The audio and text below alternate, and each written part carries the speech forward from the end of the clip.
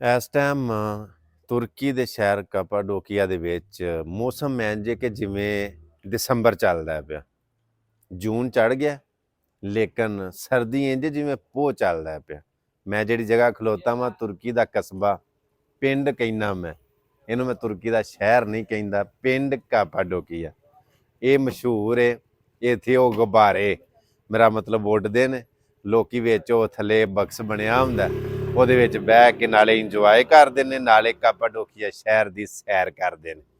ਜਿਹੜੇ ਗੋਰੇ ਲੋਕ ਨੇ, ਅਮੀਰ ਲੋਕ ਨੇ, ਉਹ ਤੇ ਵਿੱਚ ਬਹਿ ਕੇ ਤੇ ਸ਼ਹਿਰ ਉੱਤੋਂ ਵੇਂਦੇ ਨੇ, ਤੇ ਅਸੀਂ ਥੱਲੇ ਖਲੋ ਕੇ ਤੇ ਉਹਨਾਂ ਵੇਂਦਿਆਂ ਨੂੰ ਵੇਂਦੇ ਆ।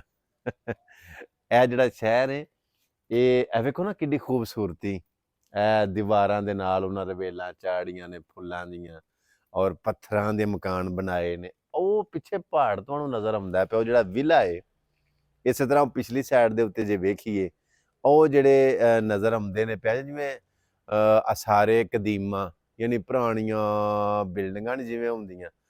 ਇਹ ਪੱਥਰਾਂ ਨੂੰ ਤਰਾਸ਼ ਕੇ ਪੱਥਰਾਂ ਦੇ ਵਿੱਚ ਇਹਨਾਂ ਘਰ ਬਣਾਏ ਨੇ, ਵਿੱਚ ਬਾਰਾਂ ਬਣਾਈਆਂ ਨੇ, ਗਾਰਾਂ ਬਣਾਈਆਂ ਨੇ।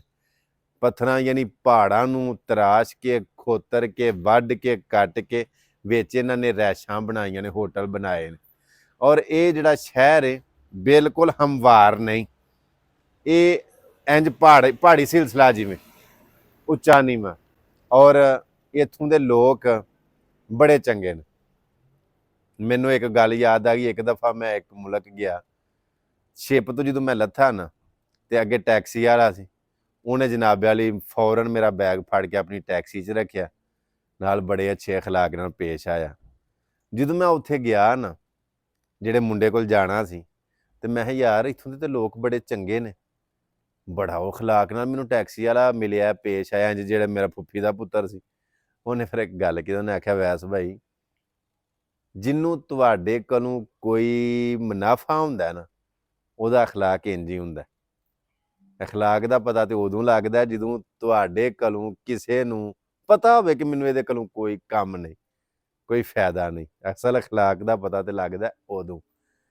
ਲੇਕਿਨ ਤੁਰਕੇ ਲੋਕ, ਇਹਨਾਂ ਦੀ ਤਾਰੀਖ ਤੁਸੀਂ ਕੱਢ ਕੇ ਵੇਖੋ, ਅੱਛੇ ਲੋਕ ਨੇ, ਚੰਗੇ ਲੋਕ ਨੇ। ਅਗਲੀਆਂ ਗੱਲਾਂ ਤੁਸੀਂ ਸਰਚ ਵੀ ਕਰ ਲਓ। ਮਜ਼ੀਦ ਤੁਹਾਨੂੰ ਇਹਨਾਂ ਦੇ ਬਾਰੇ ਇਨਫੋਰਮੇਸ਼ਨ ਅਗਲੀਆਂ ਵੀਡੀਓ ਦੇ ਵਿੱਚ ਮੈਂ ਦਿੰਦਾ ਰਹਾਂਗਾ।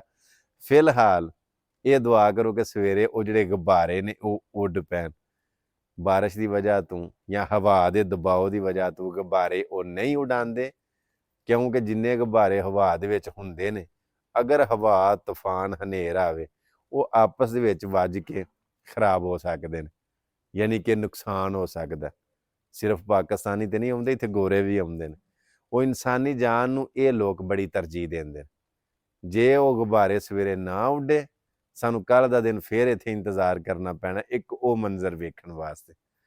ਲੇਕਿਨ ਫਿਲਹਾਲ ਇਜਾਜ਼ਤ ਦਿਓ, ਮਿਲਨੇ ਇੱਕ ਨਵੀਂ ਵੀਡੀਓ ਦੇ ਨਾਲ। ਅੱਲਾ ਸੋਹਣੇ ਦੇ ਵਾਲੇ। ਅਸਲਾਮ ਅਲੈਕੁਮ ਰਹਿਮਤੁਲਾਹ।